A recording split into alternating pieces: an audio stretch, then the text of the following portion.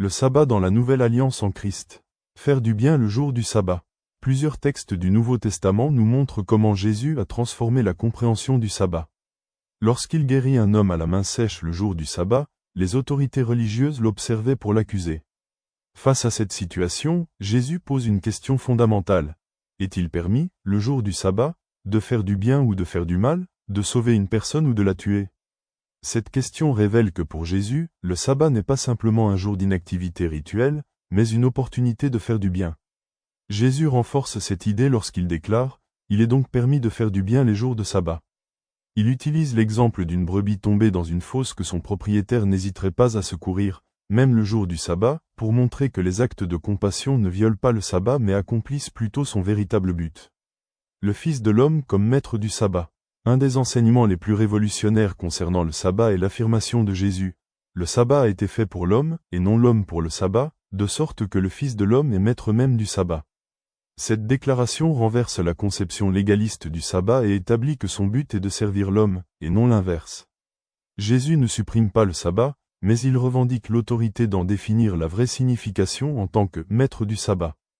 Cette position lui permet d'interpréter authentiquement le sens profond du sabbat dans la nouvelle alliance qu'il établit. Le repos spirituel en Christ.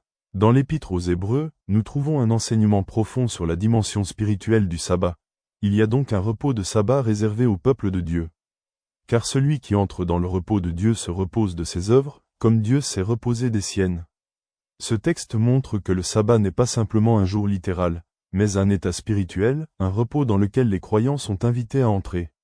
L'auteur de l'Épître fait référence à la promesse d'un repos que même Josué n'a pas pu donner au peuple, car, si Josué leur eût donné le repos, il ne parlerait pas après cela d'un autre jour. Ce passage suggère qu'il existe un repos plus profond que celui offert par l'observance littérale du sabbat, un repos qui est accompli en Christ. Ce repos sabbatique n'est pas passif mais actif.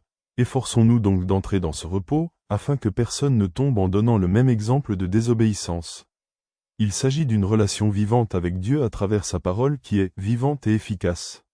L'alliance perpétuelle et sa nouvelle interprétation. Dans l'Ancien Testament, le sabbat était établi comme une alliance perpétuelle et un signe entre Dieu et les enfants d'Israël. Cette alliance n'est pas abolie dans le Nouveau Testament, mais elle est interprétée de façon plus profonde à la lumière de Christ. Quand l'Éternel dit « Considérez que l'Éternel vous a donné le sabbat », nous voyons que le sabbat est un don de Dieu pour son peuple, non un fardeau. Ce don trouve sa pleine expression dans le repos spirituel que Christ nous offre.